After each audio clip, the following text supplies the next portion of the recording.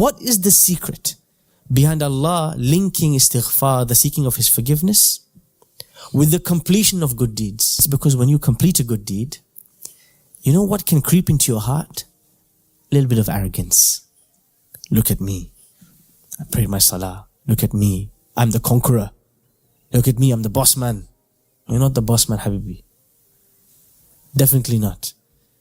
Because how many shortcomings did you have in that act of worship? How many shortcomings did you have on the way to that victory? Humble yourself now. Astaghfirullah, astaghfirullah, astaghfirullah. From the day the surah was revealed, إِذَا جَاءَ نَصْرُ اللَّهِ وَالْفَتْحِ, until the day the Prophet ﷺ passed away, he changed his salah. What do you say in ruku' when you go into bowing? What do you say? Subhana Rabbil Azim. He stopped saying this. He said, Subhanaka Allahumma wa bihamdika Rabbi ghfirli. Because Allah commanded him, seek forgiveness from me. From that day, every single time he went in ruku', oh Allah, forgive me. What does he have to ask forgiveness for?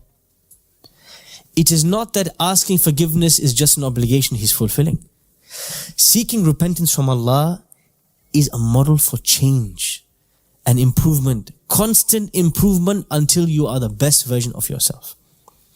One of the greatest examples of tawbah and the impact of tawbah on a human being and the way it can completely transform a human being are the magicians of Fir'aun.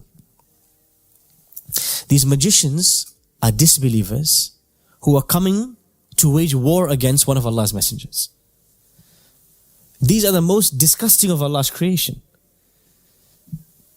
But as they are waging war in front of Musa with their magic, and they have a realization. What did I say? The first step was regret.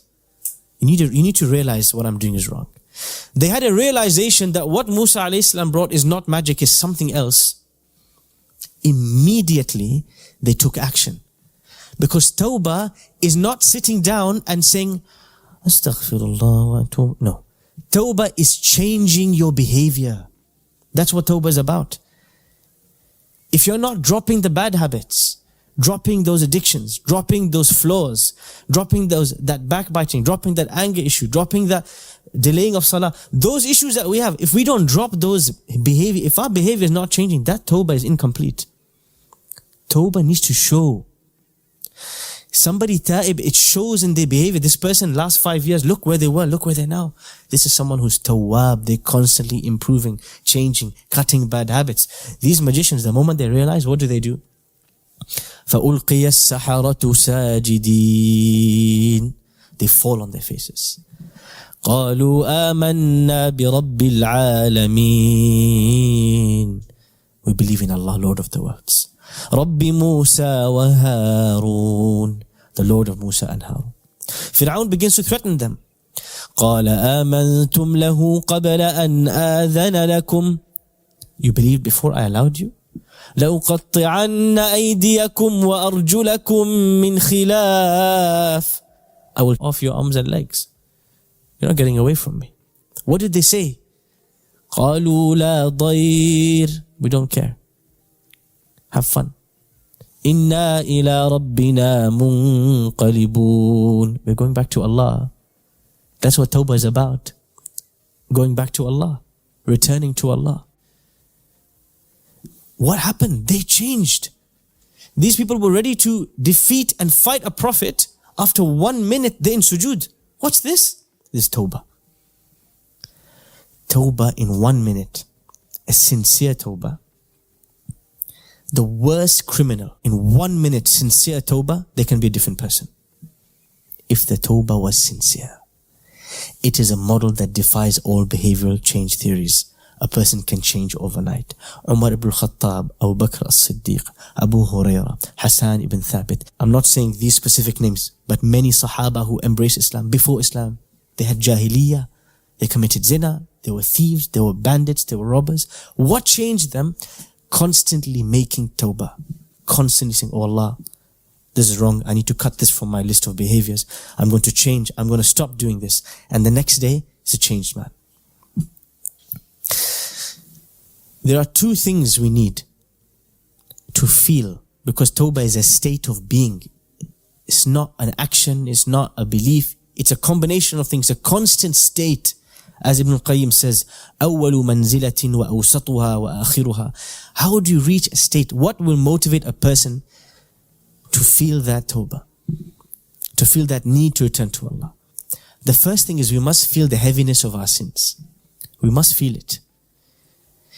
If we are committing sins and making mistakes and we have issues and we are ignoring them, dismissing them, minimizing them, something's really wrong.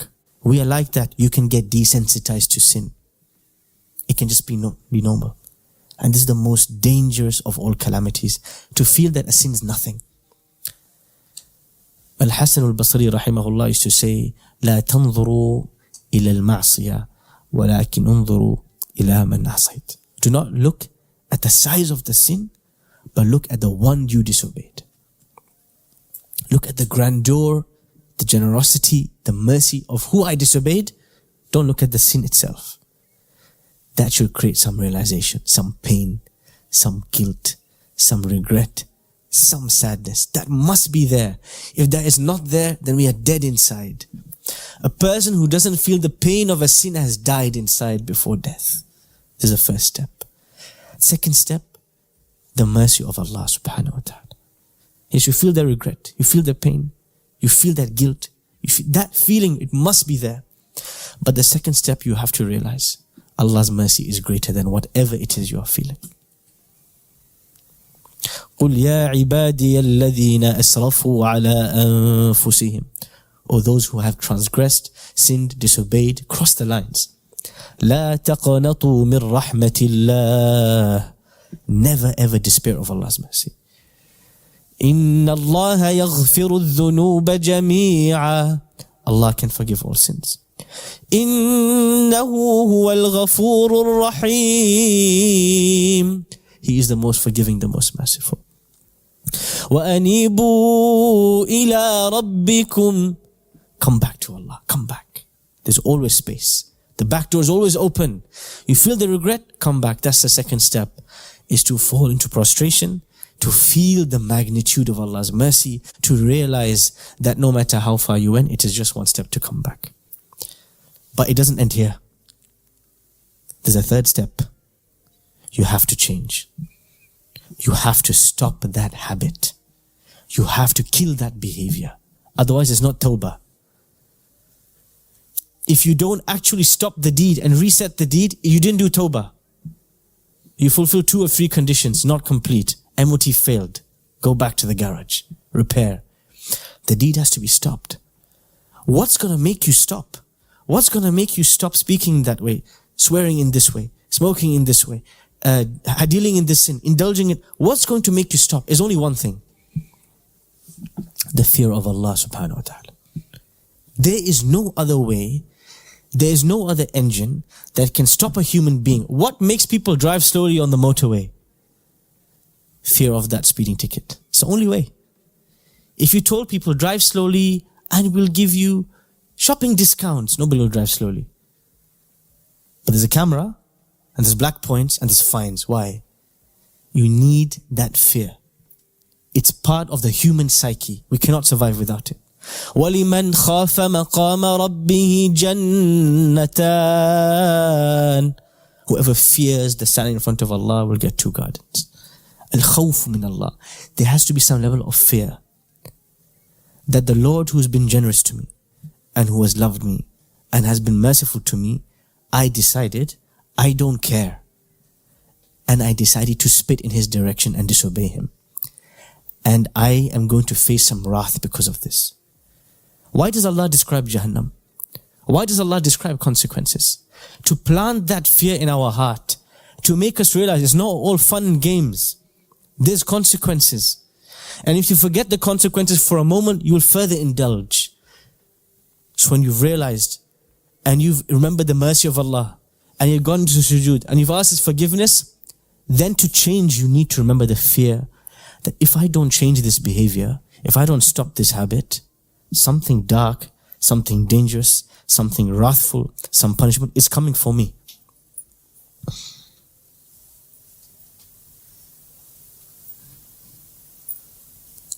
And when the Prophet ﷺ used to recite the verses about Jahannam, he used to pause. He He should stop and he should say, Allahumma inni a'udhu bika minan nar.